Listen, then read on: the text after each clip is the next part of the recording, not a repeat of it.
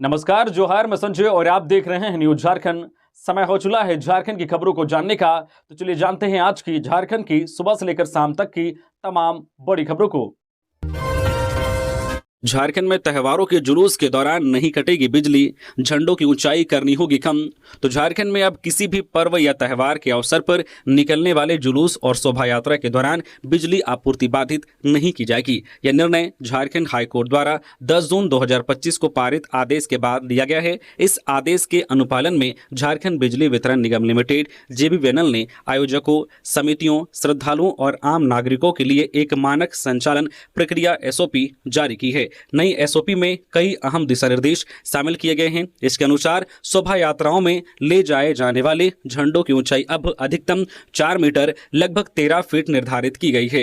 यही सीमा उन वाहनों पर भी लागू होगी जिन पर झंडे या DJ लगाए जाएंगे। ऊंचाई की तय सीमा का उल्लंघन करने पर आयोजकों के विरुद्ध कानूनी कार्रवाई की जाएगी। इसके साथ ही सभी समितियों को यह सुनिश्चित करना होगा कि शोभा यात्रा के दौरान पर्याप्त संख्या में स्वयंसेवक वॉलंटियर्स तैनात रहे। ये वॉलंटियर्स जुलूस में शामिल श्रद्धालुओं पर नजर रखेंगे ताकि किसी प्रकार की दुर्घटना या अव्यवस्था न हो। उल्लेखनीय है कि पूर्व में रामनवमी, सरहुल, मोहर्रम जैसे प्रमुख त्योहारों के दौरान जुलूस निकलने पर एहतियातन कई घंटों तक बिजली आपूर्ति बाधित की जाती थी। इससे आम जनता को भी भारी परेशानी उठानी पड़ती थी। अब इस नई व्यवस्था के तहत लोगों को बड़ी राहत मिलेगी और त्योहारों के दौरान भी बिजली सेवा बनी रहेगी।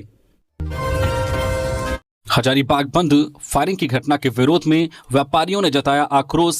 22 जून रविवार को शहर के प्रतिष्ठित श्री ज्वेलर्स दुकान में अपराधियों द्वारा की गई फायरिंग की घटना के विरोध में आज हजारीबाग शहर पूरी तरह से बंद रहा। शहर के अधिकांश व्यापारिक प्रतिष्ठान शटर डाउन रहे। वहीं व्यवसायी संघ के सदस्यों ने सड़कों पर उतरकर घटना का कड़ा विरोध दर्ज कराया। व्यवसायियों ने मांग की है कि हाल के दिनों में जिस तरह अपराधियों का मनोबल बढ़ा है और दुकानदारों को निशाना बनाया जा रहा है, चाहे वो चोरी हो, सेंधमारी या खुलेआम फायरिंग, उसे तत्काल रोका जाए। व्यापारियों ने जिला प्रशासन और पुलिस से व्यापारियों की सुरक्षा सुनिश्चित करने के लिए ठोस और प्रभावी कार्रवाई की मांग की है। आज के बंद के समर्थन में कल शाम एक मशाल जुलूस भी निकाला गया था जिसमें बड़ी संख्या में व्यापारी और आम नागरिक शामिल हुए। इधर आज सुबह से ही शहर में व्यापारी संघ के सदस्य बंद को सफल बनाने के लिए सक्रिय दिखे। जो दुकानें खुली थी उन्हें भी समझा बुझाकर बंद करवाया गया।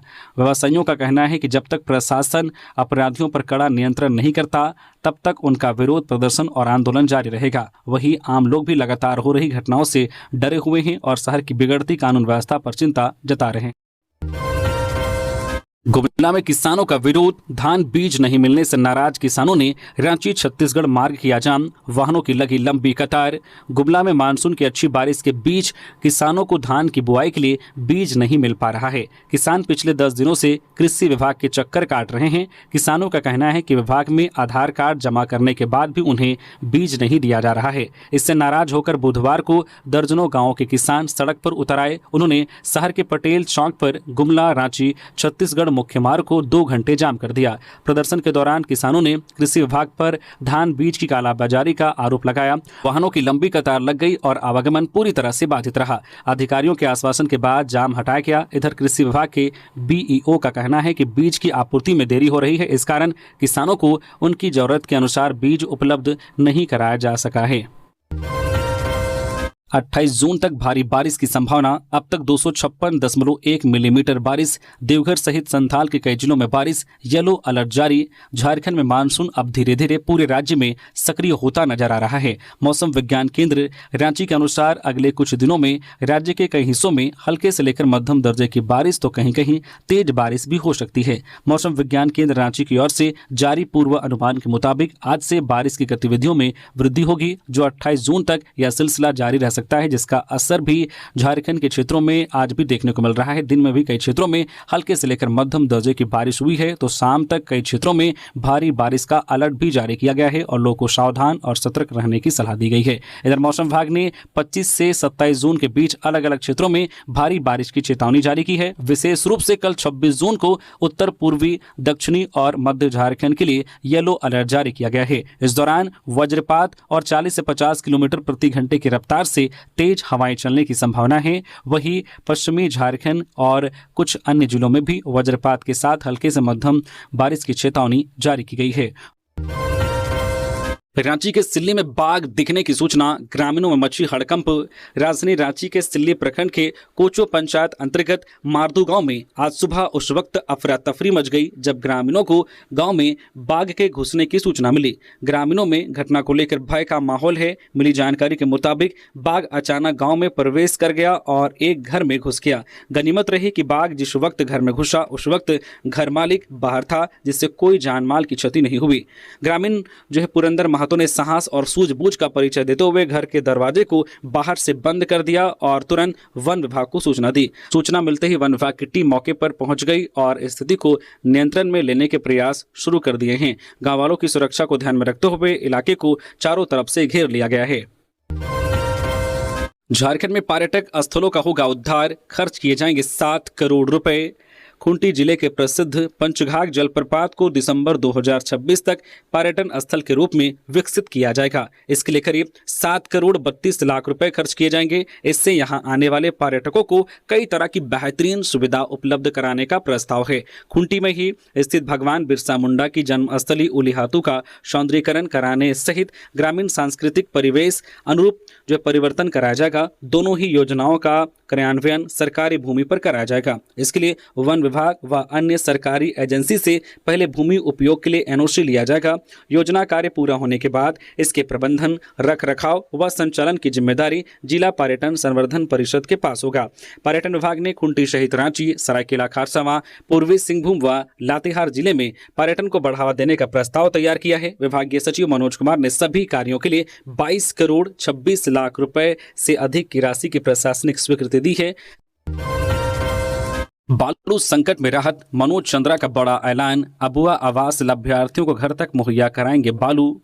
झारखंड में एनजीटी नेशनल ग्रिड ट्रिब्यूनल के आदेश के बाद नदियों से बालू उठाव पूरी तरह से बंद है। इस फैसले का सीधा असर उन ग्रामीणों पर पड़ा है जो अबुआ आवास के तहत घर बना रहे हैं। बालू ना मिलने के कारण निर्माण कार्य ठप पड़ा है। जो बालू बाजार में उपलब्ध है उसकी कीमत 8 से 10 हजार रुपये प्रति 100 CFT तक पहुंच गई है। ऐसे हालात में सिमरिया विधानसभा क्षेत्र के झारखंड मुक्ति मोर्चा झामो के पूर्व प्रत्याशी मनोज चंद्रा लोगों के लिए उम्मीद की किरण बनकर सामने आए हैं। उन्होंने घोषणा की है कि जिन लाभार्थियों को अबुआ आवास के अंतर्गत घर बनाने में बालू नहीं मिल पा रहा है वे सीधे उनसे संपर्क करें, उन्हें उनके घर तक बालू उपलब्ध कराया जाएगा। मनोज चंद्रा का यह कदम सिमरिया विधानसभा क्षेत्र में चर्चा का विषय बन गया है। लोग उनकी इस पहल की सराहना कर रहे हैं क्योंकि यह पहल न केवल गरीबों के घर का सपना पूरा करने में मदद करेगी बल्कि प्रशासनिक असहायता के बीच एक विकल्प भी बनेगी। उधर झारखंड विधानसभा में नेता प्रतिपक्ष बाबूलाल मरांडी ने भी हाल ही में एक जनसभा में बालू संकट का मुद्दा उठाया। उन्होंने लोगों से अपील की है कि यदि बालू की गाड़ियां पुलिस पकड़ती है तो थानेदार से जाकर पैसे देकर बालू की मांग करें। इस बयान ने राजनीतिक गलियारों में हलचल मचा दी है।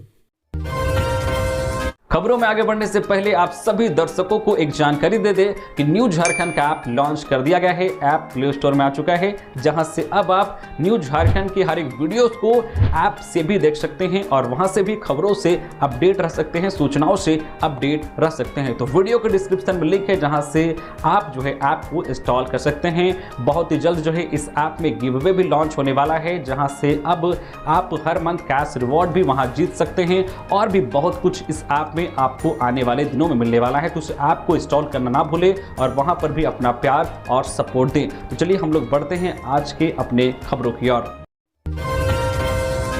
हजारीबाग में दिन दहाड़े 2 युवकों को मारी गोली, 3 दिनों में तीसरी बड़ी आपराधिक वारदात। हजारीबाग जिले में अपराध का ग्राफ लगातार बढ़ता जा रहा है। बीते 3 दिनों में जिले में तीसरी बड़ी आपराधिक घटना सामने आई है, जिससे आमजन में दहशत का माहौल है। आज केरेडारी प्रखंड अंतर्गत सिकरी ओपी थाना क्षेत्र के केरेडारी बड़का गांव मुख्य पथ पर पतरा पुल के समीप दिन दहाड़े अज्ञात अपराधियों ने 2 युवकों को गोली मार दी। गोली लगने से दोनों युवक गंभीर रूप से घायल हो गए, जिसमें से एक को सीने के पास गोली लगी है। दोनों घायल युवक बड़का गांव थाना क्षेत्र के लुरुंगा गांव के निवासी बताए जा रहे हैं। घटना की जानकारी मिलते ही जेएलकेएम नेता बालेश्वर कुमार, थाना प्रभारी विवेक कुमार और ओपी एसआई संजीव कुमार पांडे मौके पर पहुंचे। घायलों को तत्काल केरेडारी सीएचसी लाया गया, जहां प्राथमिक इलाज के बाद एक युवक को गंभीर स्थिति में हजारीबाग रेफर कर दिया गया। यह हजारीबाग में बीते 3 दिनों में तीसरी बड़ी आपराधिक वारदात है। 2 दिन पहले हजारीबाग टाउन में एक ज्वेलर्स दुकान के सामने 6 से 7 राउंड फायरिंग की गई थी, जिससे शहर में में हड़कंप मच गया था। वहीं बीती रात बड़कागांव के जोराकाट में अपराधियों ने सड़क निर्माण में लगे जेसीबी, हाइवा सहित कुल 7 गाड़ियों को आग के हवाले कर दिया और मजदूरों के साथ मारपीट भी की थी। अब आज दिन दहाड़े के रेडारी में गोलीबारी की यह वारदात सामने आई है। लगातार हो रही इन घटनाओं ने हजारीबाग की कानून व्यवस्था पर सवाल खड़े कर दिए हैं। जिले में बढ़ती आपराधिक घटनाओं को लेकर आम लोगों में डर और प्रशासन पर नाराजगी की देखी जा रही है। जीएसटी घोटाला, रांची के 2 कारोबारी अरेस्ट, 50 करोड़ रुपए का फर्जी बिल बनाया, 11 करोड़ का जीएसटी घोटाला किया, पहुंचे जेल। 12 द्वारे स्थित जीएसटी इंटेलिजेंस की टीम ने रांची के 2 व्यापारियों लव अग्रवाल और गुलबहार मलिक को गिरफ्तार किया। टीम ने दोनों व्यापारियों को घोटाला को लेकर पूछताछ करने के लिए 12 द्वारी कार्यालय बुलाया था। इसके बाद फर्जी बिलिंग कर घोटाला करने के आरोप में दोनों को गिरफ्तार कर लिया। जीएसटी इंटेलिजेंस की टीम ने दोनों व्यापारियों को जमशेदपुर कोर्ट के आर्थिक अपराध की विशेष अदालत में पेश किया। कोर्ट ने दोनों व्यापारियों को न्यायिक हिरासत में घाघीडीह जेल भेज दिया। इससे पहले आरोपियों की एमजीएम अस्पताल में मेडिकल जांच कराई गई। जीएसटी इंटेलिजेंस कार्यालय के अधिकारियों के मुताबिक फर्जी जीएसटी बिल के माध्यम से दोनों व्यापारियों ने 50 करोड़ रुपए की सामग्री की खरीद बिक्री दिखाकर 11 करोड़ रुपए से अधिक का जीएसटी के तहत इनपुट टैक्स क्रेडिट का अनुचित लाभ लिया। इस तरह व्यापारियों ने सरकार के राजस्व की चपत लगाई है। इस वजह से दोनों को अरेस्ट किया गया है। जमशेदपुर में टीबी फटने से घर में लगी आग, बाल बाल बचे परिवार के सदस्य। जमशेदपुर के कदमा थाना क्षेत्र स्थित शास्त्री नगर ब्लॉक नंबर 4 में एक घर में उस समय अफरा तफरी मच गई जब अचानक टीबी फटने से भीषण आग लग गई। घटना अप्पा राव नामक व्यक्ति के घर में हुई। धमाके के साथ टीबी में आग लगी और कुछ ही मिनटों में पूरे कमरे में लपटें फैल गई। गनीमत रही कि समय रहते घर के सभी सदस्य बाहर निकल गए, जिससे एक बड़ी अनहोनी टल गई। प्रत्यक्षदर्शियों के अनुसार घटना के वक्त घर के लोग समान दिनचर्या में लगे हुए थे, तभी तेज आवाज के साथ टीबी में ब्लास्ट हुआ और धुआं निकलने लगा। कुछ ही देर में आग तेजी से फैलने लगी। परिवार के लोग तुरंत बाहर निकले और शोर मचाया। पड़ोसियों ने मदद करते हुए आग बुझाने की कोशिश की और तुरंत फायर ब्रिगेड को सूचना दी। सूचना मिलते ही झारखंड अग्निशमन विभाग और टाटा स्टील फायर ब्रिगेड की टीम मौके पर पहुंची। फायर ब्रिगेड की एक गाड़ी ने तेजी से आग पर काबू पाया और आग को फैलने से रोका। हालांकि इस हादसे में घर के कई जरूरी सामान जलकर राख हो गए हैं। पुलिस ने बताया कि आगजनी की घटना में किसी के हताहत होने की सूचना नहीं है। फिलहाल आग लगने के कारणों की जांच की जा रही है। हालांकि प्रारंभिक तौर पर इसे टीबी में तकनीकी खराबी माना जा रहा है। 20 दिनों के भीतर नीमडी में दूसरे हाथी की मौत, जांच में जुटा वन विभाग। सरायकेला खारसावां जिला के नीमडी थाना अंतर्गत हेवन गांव में कल मंगलवार की रात एक और जंगली हाथी की मौत हो गई। आज बुधवार की सुबह ग्रामीणों ने खेत में हाथी को मृत अवस्था में देखा, जिसके बाद इसकी सूचना स्थानीय जनप्रतिनिधि, थाना और वन विभाग को दिया गया। सूचना मिलते ही वन विभाग की टीम गांव पहुंची और मामले की जांच में जुट गई है। हाथी के मौत का कारण फिलहाल स्पष्ट नहीं हो पाया है। वन विभाग की टीम पशु चिकित्सा की टीम बुलाकर मामले की जांच कर रही है। इस संबंध में वन विभाग ने बताया कि हेवन क्षेत्र में 3 जंगली हाथी घूम रहे थे, जिसमें से एक हाथी की मौत हुई है। फिलहाल मौत के कारणों का पता नहीं चल पाया है। मामले की जांच की जा रही है। मालूम हो कि इससे पूर्व 20 दिन पहले ही नीमडी प्रखंड क्षेत्र में एक हाथी की मौत हुई थी। 5 जून को अमड़ा बेड़ा गांव में झुंड से बिछड़े एक दंतैल हाथी की मौत हुई थी। सिंचाई के लिए खोदा गड्ढा बन गया काल, रांची में डूबने से 3 मासूम बच्चों की मौत। झारखंड की राजधानी रांची में दर्दनाक घटना सामने आई है। यहां के मांडर में मंगलवार को सिंचाई के लिए खोदे गए गड्ढे में डूबने से 2 बच्चियों समेत 3 मासूमों की मौत हो गई। घटना महुआ जाड़ी पंचायत स्थित मिशन नावाटाड़ गांव में हुई। मृत बच्चों में मंजूर अंसारी का 8 वर्षीय पुत्र आफान व 10 वर्षीय बेटी आफिया परवीन और इरफान अंसारी की 10 वर्षीय बेटी मारिया परवीन शामिल हैं। देर शाम तीनों बच्चों को गाँव के कब्रिस्तान में सुपुर्द एक खाक किया गया। बताया जाता है कि मिशन नावाटाड़ से 4 बच्चे आफान व उसकी बहन आफिया और मारिया परवीन व उसका 8 वर्षीय भाई ओसामा अंसारी गांव से थोड़ी दूर स्थित प्रयागो डोढ़ा में जेसीबी से सिंचाई के लिए खोदे गए पानी भरे गड्ढे में नहाने गए थे। नहाने के दौरान आफान, आफिया और मारिया गहरे पानी में चले गए और डूबने लगे। उन्हें डूबता देख ओसामा वहां से भागकर गांव पहुंचा और इसकी सूचना परिजनों को दी। जानकारी मिलते ही परिजन समेत अन्य ग्रामीण तत्काल मौके पर पहुंचे और तीनों बच्चों को पानी भरे गड्ढे से बाहर निकाला। हालांकि तब तक आफान और आफिया की मौत हो चुकी थी, जबकि मारिया की सांसें चल रही थी। परिजन तत्काल उसे मांडर स्थित एक निजी अस्पताल ले गए, जहाँ डॉक्टरों ने उसे भी मृत्यु घोषित कर दिया। इधर मांडर थाना प्रभारी राहुल ने बताया है कि परिजनों ने बच्चों की उम्र का हवाला देते हुए पोस्टमार्टम से इनकार कर दिया, साथ ही उनका अंतिम संस्कार भी कर दिया। स्कूल से लौट रहे 5 साल की बच्ची की मौत, मां को देखकर सड़क पार करने दौड़ा, टोटो की टक्कर से हुआ हादसा। कोडरमा में जेजे कॉलेज के पास एक दर्दनाक सड़क हादसे में 5 वर्ष के बच्चे की मौत हो गई। मृतक की पहचान विनील हांसदा के रूप में हुई है। वह जीवन ज्योति स्कूल में नर्सरी का छात्र था। घटना उस समय हुई जब विनील स्कूल से छुट्टी के बाद एक पड़ोसी महिला के साथ घर लौट रहा था। सड़क की दूसरी ओर उसकी मां खड़ी थी। बच्चे ने मां को देखते ही बिना रुके सड़क पार करने की कोशिश की और सीधे टोटो के सामने आ गया।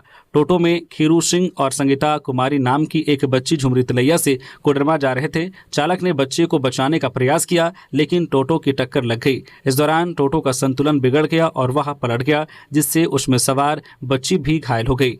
स्थानीय लोगों की मदद से घायलों को कोडरमा सदर अस्पताल ले जाया गया। इलाज के दौरान विनील की मौत हो गई। टोटो में सवार बच्ची और चालक का इलाज जारी है। बच्चे की मौत की खबर सुनकर परिजन अस्पताल पहुंचे। पाकुड़ में ट्रांसपोर्टर के घर से एमडीएम का अनाज जब्त, कालाबाजारी की आशंका। स्कूली बच्चों को मिलने वाला मिड डे मील का अनाज विद्यालय पहुंचने के बजाय ट्रांसपोर्टर अपने घर में रखता था। इसकी सूचना मिलते ही पदाधिकारियों की टीम मंगलवार देर रात्रि गांव पहुंची और अनाज सहित वाहन को जब्त कर मुफस्सिल थाना पुलिस के सुपुर्द कर दिया। इस कार्रवाई की पुष्टि मुफस्सिल थाना प्रभारी संजीव कुमार झा ने की। थाना प्रभारी ने बताया कि सदर प्रखंड के जयकिस्टोपुर और पास के ही एक अन्य गांव के 3 विद्यालयों का मिड डे मील का अनाज ट्रांसपोर्टर मोहम्मद कासिम ने ट्रैक्टर पर लादकर अपने घर लाकर रख दिया। यह देखकर ग्रामीणों को एमडीएम के अनाज की कालाबाजारी की आशंका हुई। ग्रामीणों को यह भी जानकारी मिली कि मिड डे मील का अनाज रातों रात ट्रांसपोर्टर पश्चिम बंगाल भेजने वाला है। इसके बाद ग्रामीणों ने इसकी सूचना मुफस्सिल थाना पुलिस और आपूर्ति विभाग को दी। सूचना मिलते ही जिला आपूर्ति पदाधिकारी, प्रखंड आपूर्ति पदाधिकारी, मुफस्सिल थाना के पुलिस पदाधिकारी दलबल के साथ सदर प्रखंड के इशहाकपुर शौतान खाना गांव पहुंचे और ट्रांसपोर्टर के घर में छापेमारी कर एमडीएम के अनाज को जब्त कर लिया। इस संबंध में जब ट्रांसपोर्टर ने पदाधिकारियों को संतोषजनक जवाब नहीं दिया तो अनाज सहित वाहन को जब्त कर थाने में लाया गया। पुलिस के अनुसार कुल 99 बोरा अनाज है, जिसका वजन लगभग 50 क्विंटल के आसपास है। मिड डे मील का अनाज जब्ती को लेकर मुफस्सिल थाना प्रभारी संजीव कुमार झा ने बताया है कि मिली सूचना पर पदाधिकारियों की टीम छापेमारी कर ट्रांसपोर्टर कासिम के घर से अनाज जब्त किया है। खुले में कर रहे थे नशापान, कोडरमा पुलिस ने पकड़ा। पान गुमटी में मिल रहा था गांजा, राशन दुकान में शराब, कई लोग हिरासत में लिए गए। कोडरमा जिले में मादक पदार्थों के खिलाफ चल रहे अभियान के तहत मंगलवार की देर रात कोडरमा जिला प्रशासन और पुलिस ने संयुक्त रूप से तिलैया थाना क्षेत्र के विभिन्न इलाकों में छापेमारी की। इस विशेष अभियान का नेतृत्व एसडीओ रिया सिंह ने किया। छापेमारी झुमरी तिलैया शहर के प्रमुख स्थलों जैसे कि Jhanda Chowk, station road, Rajgarhia road, CH school road और बजरंग नगर इलाके में की गई। इस दौरान पुलिस ने कई दुकानों और गुमटियों की जांच की। छापेमारी के दौरान मादक पदार्थों की बिक्री और उसके सेवन में शामिल लोगों पर कार्रवाई की गई। पुलिस ने कई प्रतिष्ठानों और सार्वजनिक स्थलों से शराब का सेवन कर रहे दर्जनों लोगों को हिरासत में लिया गया और थाने भेजा। अभियान के दौरान सीएच स्कूल रोड में स्थित एक गुमटी से प्लास्टिक के पैकेट में गांजा की कई पुड़िया बरामद की गई। इस सिलसिले में गुमटी संचालक सुभाष मोदी को हिरासत में लेकर पूछताछ की जा रही है। इसी तरह बजरंग नगर में एक राशन की दुकान से दर्जनों शराब की बोतलें बरामद हुई। दुकानदार को मौके से हिरासत में लेकर थाना लाया गया है। पुलिस यह जांच कर रही है कि इस दुकान में अवैध शराब की बिक्री कब से हो रही थी और इसमें और कौन कौन शामिल हैं। चतरा में दीवार गिरने से महिला की दर्दनाक मौत। चतरा जिले के टंडवा थाना क्षेत्र अंतर्गत नई पारम गांव में एक दर्दनाक हादसे में एक महिला की मौत हो गई। मृतका की पहचान झिलिया देवी के रूप में हुई है। जानकारी के अनुसार झिलिया देवी का घर हाल ही में हुई लगातार बारिश के कारण ढह गया था। बुधवार की सुबह वे गिरे हुए घर के कपड़े को उठाने का प्रयास कर रही थी, तभी अचानक एक दीवार भरभरा कर गिर पड़ी और वे उसके नीचे दब गई। हादसे में झिलिया देवी की मौके पर ही मौत हो गई। घटना की सूचना मिलते ही टंडवा पुलिस दल मौके पर पहुंची और शव को अपने कब्जे में लेकर पोस्टमार्टम के लिए चतरा सदर अस्पताल भेज दिया गया। इस दर्दनाक हादसे के बाद गांव में मातम पसरा हुआ है। प्रशासन की ओर से अब तक किसी मुआवजे की घोषणा नहीं की गई है। स्वस्थ हुए प्रभु जगन्नाथ कल नेत्रोत्सव के बाद भक्तों को देंगे दर्शन। 27 को निकलेगी रथ यात्रा। कल गुरुवार को प्रभु जगन्नाथ, बलभद्र व देवी सुभद्रा का नेत्र उत्सव पूरे विधि विधान और वैदिक मंत्रोच्चार के साथ किया जाएगा। 15 दिनों के बाद गुरुवार को सरायकेला, खारसावां, हरिभंजा, सीनी समेत क्षेत्र के करीब 1 दर्जन मंदिरों के पट खुलेंगे। नेत्रदान के बाद भक्तों को भगवान जगन्नाथ, बलभद्र व देवी सुभद्रा के नव यौवन रूप के दर्शन होंगे। हरिभंजा के जगन्नाथ मंदिर में कल गुरुवार की दोपहर, जबकि सरायकेला व खारसावां में गुरुवार की रात नेत्र उत्सव होगा। इस दौरान वैदिक मंत्रोच्चार के साथ पूजा अर्चना की जाएगी। नेत्र उत्सव के पश्चात भंडारे का भी आयोजन होगा, जिसमें भक्तों के बीच प्रसाद का वितरण किया जाएगा। धार्मिक मान्यता है कि नेत्र उत्सव में प्रभु के अलौकिक रूप के दर्शन मात्र से पुण्य मिलता है। सदियों से चली आ रही परंपरा के अनुसार स्नान पूर्णिमा के दिन अत्यधिक स्नान के से प्रभु जगन्नाथ, बलभद्र व देवी सुभद्रा बीमार हो जाते हैं। इस दौरान भगवान जगन्नाथ, उनके भाई बहन बलभद्र और देवी सुभद्रा की मूर्तियों को सार्वजनिक दृश्य से दूर रखा जाता है और कहा जाता है कि भगवान बुखार से पीड़ित हो जाते हैं और 15 दिनों के लिए एकांतवास में चले जाते हैं। जमशेदपुर में टाटा स्टील के इंजीनियर के घर चोरी, अलमारी की चाबी टेबल पर थी, चोर 20 लाख के जेवरात ले गए। जमशेदपुर के बानगो थाना क्षेत्र में टाटा स्टील के जूनियर इंजीनियर शाह फैसल के घर से 20 लाख रुपए के जेवरात चोरी हो गए हैं। जवाहर नगर रोड नंबर 14 स्थित उनके आवास में यह घटना हुई। चोरी का पता तब चला जब शाह फैसल की पत्नी गोलमुरी में एक विवाह समारोह में जाने के लिए जेवर लेने गई। प्रथम तल्ले के कमरे में रखी अलमारी में जेवर का बैग नहीं मिला। शाह फैसल के अनुसार अलमारी का लॉकर बंद था, लेकिन उसकी चाबी बाहर टेबल पर रखी हुई थी। घटना की सूचना मिलते ही परिवार ने मानगो थाने में शिकायत दर्ज कराई। पुलिस ने मौके पर पहुंचकर जांच शुरू कर दी है। आसपास लगे सीसीटीवी कैमरों की फुटेज की जांच की जा रही है। पूर्वी सिंहभूम के फैक्ट्री में सिलिकेट के हौदा में गिरने से मजदूर की मौत। पूर्वी सिंहभूम जिले के चाकुलिया नगर पंचायत के पूर्णापानी गांव स्थित गौरी सॉफ्ट फैक्ट्री के सिलिकेट के हौदा में गिरने वाले सिक्योरिटी गार्ड की मौत हो गई है। सिक्योरिटी गार्ड सजधर महतो गंभीर रूप से झुलस गए थे। इस दर्दनाक हादसे के बाद सिक्योरिटी गार्ड सजधर महतो की इलाज के दौरान मौत हो गई है। घटना 16 जून को फैक्ट्री में हुई थी, जिसके बाद पश्चिम बंगाल के मेदिनीपुर अस्पताल में इलाज के दौरान उसकी मौत हो गई। पोस्टमार्टम के बाद मंगलवार शाम जब शव गांव लाया गया तो परिजनों और ग्रामीणों ने मुआवजे की मांग को लेकर शव को फैक्ट्री गेट पर रखकर विरोध प्रदर्शन शुरू कर दिया। गुस्साए ग्रामीणों ने फैक्ट्री प्रबंधन के खिलाफ जमकर नारेबाजी की। परिजनों ने बताया कि पूरे घटनाक्रम के दौरान फैक्ट्री प्रबंधन द्वारा प्रशासन को कोई सूचना नहीं दी गई। प्रबंधन की ओर से इस घटना को छुपाने का प्रयास किया गया और न ही किसी प्रकार की सहायता की बात कही गई। चतरा राइफल शूटिंग क्लब ने ओपन चैंपियनशिप में लहराया परचम, जीते 12 medal. Ranchi open shooting championship 2025 में चतरा राइफल शूटिंग क्लब के खिलाड़ियों ने ऐतिहासिक प्रदर्शन करते हुए कुल 12 पदक जीतकर राज्य का नाम रोशन किया। 19 से 22 जून तक रांची में आयोजित इस प्रतियोगिता में झारखंड के विभिन्न जिलों से सैकड़ों निशानेबाजों ने हिस्सा लिया, लेकिन रांची और चतरा शाखा के खिलाड़ियों ने एक बार फिर साबित कर दिया है कि वे राज्य के बेस्ट शूटर्स में गिने जाते हैं। प्रतियोगिता में सर्वश्रेष्ठ स्कोर 400 में 397 के साथ चतरा की तन्नू वर्मा ने 3 गोल्ड मेडल और 1 ट्रॉफी जीतकर बाजी मारी। वहीं रांची के विवेक राज ने 2 गोल्ड और 1 सिल्वर मेडल अपने नाम किया और रांची के रवि यादव ने भी 2 गोल्ड जीतकर झारखंड को गर्व महसूस कराया। समापन समारोह में झारखंड स्टेट राइफल एसोसिएशन के पदाधिकारियों और वरिष्ठ डीआईजी स्तर के अधिकारियों ने सभी खिलाड़ियों को पदक और प्रमाण पत्र देकर सम्मानित किया। खासतौर पर तन्नू, विवेक और रवि के प्रदर्शन को पूरे राज्य में सराहा जा रहा है। चतरा राइफल शूटिंग क्लब आज सिर्फ एक क्लब नहीं बल्कि एक मिशन बन चुका है। चतरा राइफल शूटिंग क्लब के खिलाड़ियों ने राज्य के स्तर पर ही नहीं बल्कि देश के हर बड़े मंच पर मेडल जीते हैं। कई खिलाड़ी जो इंडियन टीम में खेल रहे हैं और स्पोर्ट्स कोटे से सरकारी नौकरी भी प्राप्त कर चुके हैं। झारखंड के दूर दराज इलाकों से निकलकर ये बच्चे आज राष्ट्रीय पहचान बना रहे हैं। ये गर्व की बात है। धनबाद को मिलेगी बड़ी सौगात, लिलोरी मंदिर के पास बनेगा अंतर्राज्यीय बस टर्मिनल, खुलेंगे रोजगार के द्वार।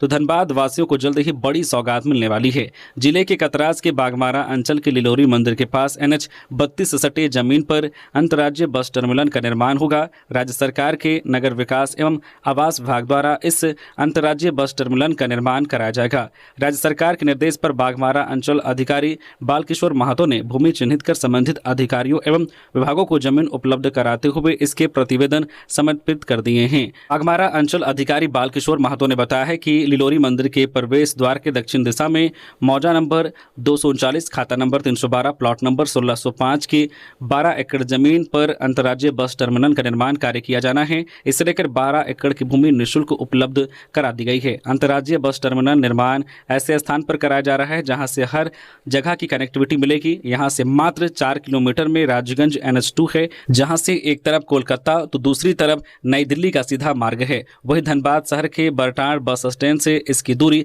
8 लेन सड़क से महज 20 किलोमीटर है। प्रस्तावित बस टर्मिनल से बोकारो पुरलिया का सीधा संपर्क होगा। लिलोरी मंदिर के पास अंतर्राज्यीय बस टर्मिनल का निर्माण होने से कतरास से लेकर श्यामडी, काको और राजगंज का इलाका पूरी तरह से गुलजार हो जाएगा। इस बस टर्मिनल के निर्माण से हजारों लोगों को रोजगार के अवसर मिलेंगे। गैंगस्टर अमन सिंह की पत्नी को मिलेगा 4 लाख का मुआवजा, आदेश जारी। गैंगस्टर अमन सिंह के परिजनों को 4 लाख का मुआवजा मिलेगा। मानवाधिकार आयोग की अनुशंसा पर गृह, कारा एवं आपदा प्रबंधन विभाग ने इससे संबंधित आदेश जारी कर दिया है। जारी आदेश में कहा गया है कि अमन सिंह की पत्नी अंजुला सिंह को 4 लाख की मुआवजा राशि दी जाएगी। उल्लेखनीय कि धनबाद के कोयलांचल पर कब्जे की लड़ाई को लेकर 3 दिसंबर 2023 को धनबाद मंडल कारा में गैंगस्टर अमन सिंह की गोली मारकर हत्या कर दी गई थी। सुंदर यादव उर्फ रितेश यादव ने अमन सिंह की हत्या की थी। बता दें कि गैंगस्टर अमन सिंह नीरज सिंह हत्याकांड मामले में जेल में बंद था। अमन सिंह जब अस्पताल वार्ड के बिस्तर पर लेटकर गाना गुनगुना रहे थे, तभी सुंदर यादव पिस्टल लेकर उसके पास गया और दनादन गोलियां चला दी। उसने अंत में उसके सिर पर गोली मारी। जब वह पूरी तरह से संतुष्ट हो गया कि अमन सिंह की मौत हो गई, तब वह वहां से हटा और पिस्टल को जेल परिसर से बाहर फेंक दिया। अमन सिंह के साथ कभी काम करने वाले आशीष रंजन सिंह ने अमन सिंह की हत्या की साजिश रची थी। अंतरिक्ष पहुंचकर एस्ट्रोनॉट शुभांशु बोले, वाइट ए राइट का कंधे का तिरंगा देश से जोड़े हुए हैं। लॉन्चिंग सफल होने पर भावुक हुए माता पिता। भारतीय astronaut Shubhanshu Shukla axiom mission 4 के तहत आज यानी 25 जून को इंटरनेशनल स्पेस स्टेशन के लिए रवाना हुए। उनका यह मिशन पहले 6 बार तकनीकी दिक्कतों के कारण टल चुका था। उनके साथ 3 अन्य एस्ट्रोनॉट भी स्पेस स्टेशन के लिए रवाना हुए। अंतरिक्ष में पहुंचने के बाद शुभांशु ने कहा, वाइट ए राइट, मेरे कंधे पर लगा तिरंगा बताता है कि मैं आप सभी के साथ हूं। वही लॉन्चिंग सफल होने पर शुभांशु के माता पिता आशा शुक्ला और शंभु दयाल शुक्ला भावुक हो गए। उन्होंने बेटे की सफलता पर ताली बजाकर खुशी जताई। मिशन भारतीय समानुसार दोपहर करीब 12 बजे फ्लोरिडा में नासा के कैनेडी स्पेस सेंटर से लॉन्च किया गया। इजराइल से आज 224 भारतीय नागरिक लौटे। भारतीय दूतावास ने ईरान में ऑपरेशन सिंधु बंद किया। इजराइल ईरान में सीज फायर के बाद फैसला। ऑपरेशन सिंधु के तहत बुधवार सुबह 224 भारतीय नागरिक इजराइल से भारत लौटे। ईरान इजराइल के तनाव के बीच दोनों देशों से अब तक 3394 भारतीयों को भारत लाया जा चुका है। इससे पहले 24 जून की रात 12:01 पर 282 भारतीयों को लेकर एक फ्लाइट मशहद से दिल्ली पहुंची थी। उधर भारतीय दूतावास ने मंगलवार देर रात बताया था कि ईरान और इजराइल के बीच सैन्य संघर्ष के दौरान शुरू किए गए भारतीयों को निकालने के अभियान को बंद कर रहे हैं, क्योंकि दोनों देशों के बीच युद्ध विराम हो गया है। हालांकि एक्स पर एक पोस्ट में दूतावास ने लिखा है कि भारत ईरान के हालात पर बारीकी से नजर रख रहे हैं और अगर वहां मौजूद भारतीयों को किसी भी तरह का खतरा होता है तो हम अपनी रणनीति में बदलाव करेंगे। भारत ने दोनों देशों के बीच बढ़ती दुश्मनी को देखते हुए ईरान और इजराइल से भारतीयों को वापस लाने के लिए पिछले हफ्ते ऑपरेशन सिंधु शुरू किया था। तो ये थी आज की झारखंड की टॉप बड़ी खबरें। इसी तरह से झारखंड की हर छोटी बड़ी खबर देखने के लिए आप हमारे चैनल न्यूज झारखंड चैनल को सब्सक्राइब करके बेल आइकन प्रेस कर दीजिए, जिससे झारखंड की हर छोटी बड़ी खबर का अपडेट आप तक पहुंचता रहे। तो अभी के लिए बस इतना ही, हमें दीजिए इजाजत, फिर मिलते हैं नेक्स्ट खबरों के साथ। धन्यवाद।